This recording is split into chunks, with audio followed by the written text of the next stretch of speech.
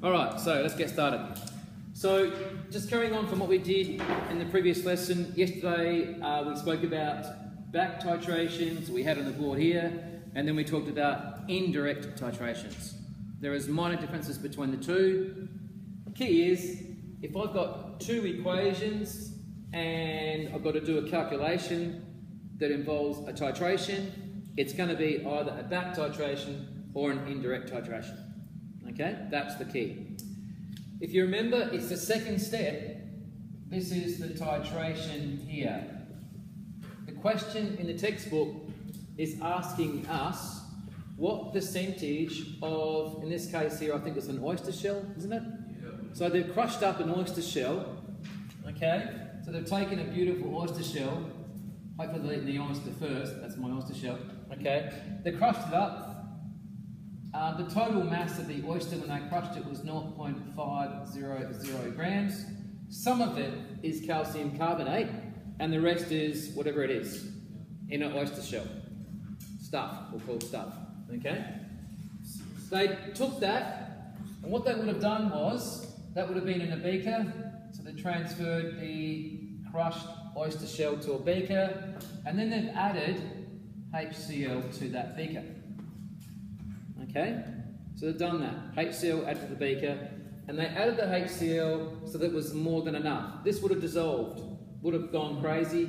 Carbon dioxide's given off, and water is produced, and there's a salt, which is calcium chloride. So that dissolves totally. If it didn't dissolve totally, then they haven't used excess of the HCl, so they couldn't do a calculation. So that's the excess reagent. Whatever's left over from the HCl, and there'll be a portion of it that didn't react, assume it's that much, then they did a titration with it to work out how much HCl was here, to work out how much HCl actually reacted. Okay?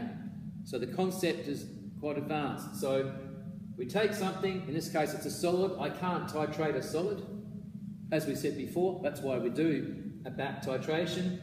But we can titrate an acid, so we use this acid to work out the concentration of calcium carbonate in the oyster shell in this case, by going in reverse. We go backwards. That's what's called a back titration. All right, let's get into the calculation.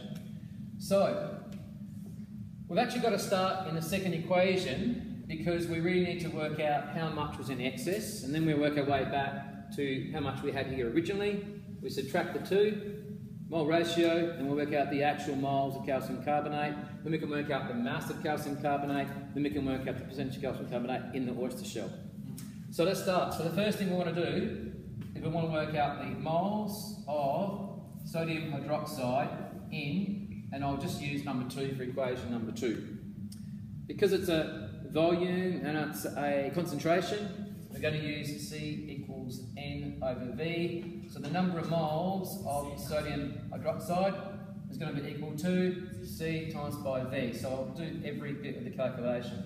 So that will be 2 times the volume, 16.5 over 1,000. So what do we get for the moles of sodium hydroxide? 0.033 moles. Okay, 0.033. Everyone happy with that? Yep. Everyone cool? All right. Yep.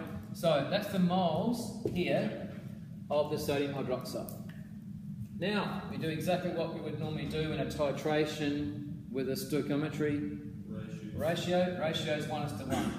So the mole ratio of the HCl to the sodium hydroxide is 1:1.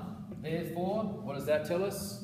The moles of HCl is also 0.03. Moles of HCl. So we now know the number of moles of HCl equals 0.033, because it's the same ratio. I'll just put it up there, 0.033. Okay, now, so we know the moles of the HCl. What do we do next?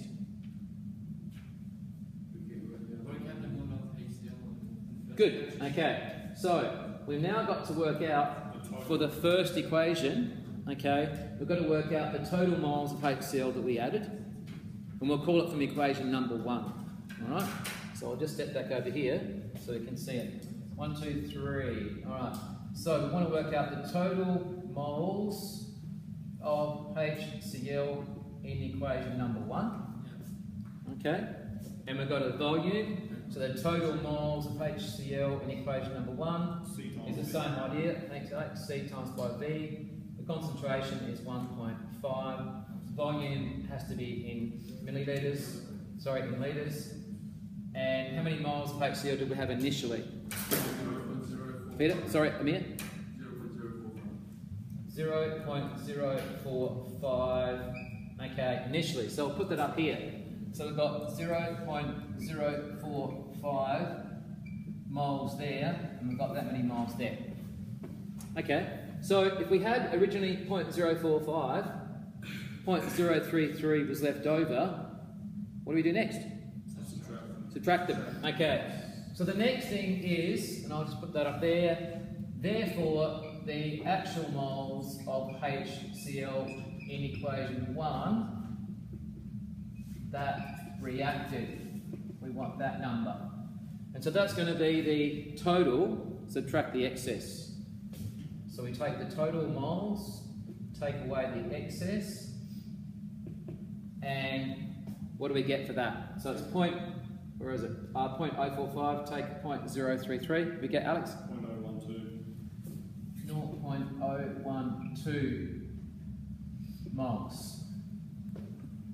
Okay?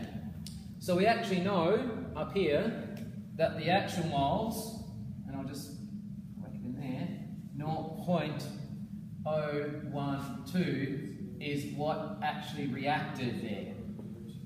We now know what reacted. Okay? What do we do next?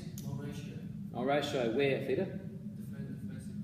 In the first equation. Excellent. So we've got HCl here. We want to ultimately work out calcium carbonate. Okay, and that's a 1-to-1 ratio. Can I get rid of this? Yeah. Because I need more space. All right. So I want to work out now. 1, 2, 3. This will be step number 5.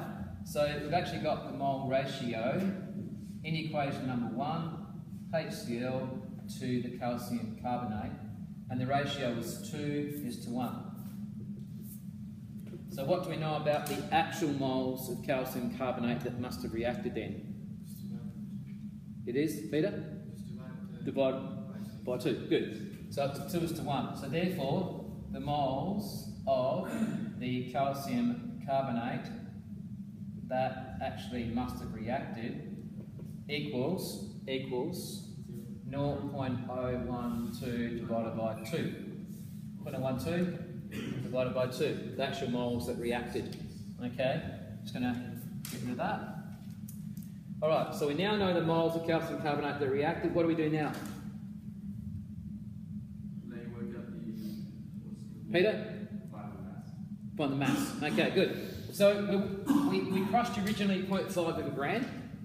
Not all of it was calcium carbonate because some of it was other stuff. Okay?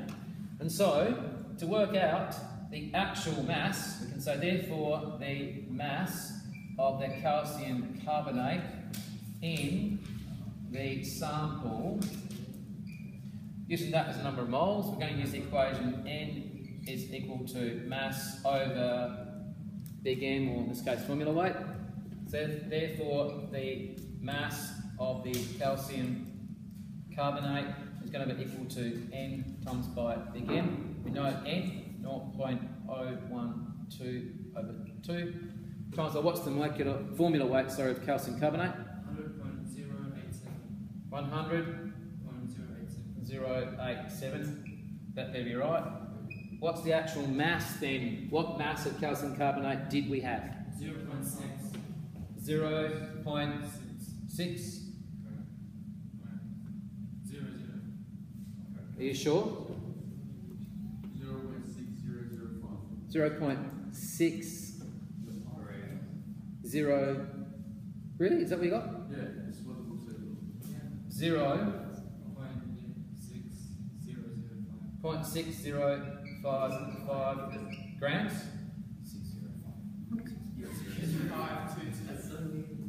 2 zeros and then 1 5. A bit F005. That's what we got, serious. Yeah. Okay. What's happening? In the working out, they put 0.635 as the mass of the oyster. No, at the start they put 0.5. Yeah. So I screwed it up again. So that looks wrong. Okay, no, we'll just modify it because we can, okay? Let's assume that we can change it. We get right to the end of the question, and that's good because it's fairly obvious that if I end up with more sample of calcium carbonate in the oyster, we've got an issue.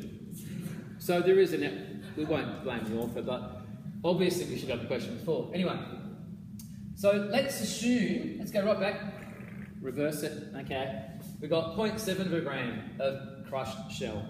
Because we can't have more than 0.605, can we? 005. So the question doesn't change, the procedure's the same. So we run through the same calculation. So to work out the actual percentage of the calcium carbonate in the oyster, it would be what we got. Well, we got 0.6005 grams. We changed that, didn't make any sense, 0.5 wouldn't have worked, okay? Let's assume that it was 0.700 grams. We times that by 100, and what's the percentage? 85.78. Okay, 85.78%. We eventually get to an answer with a little bit of fiddling. Okay? So, questions about that one? We're all happy? So you converted it to Good. 0.7.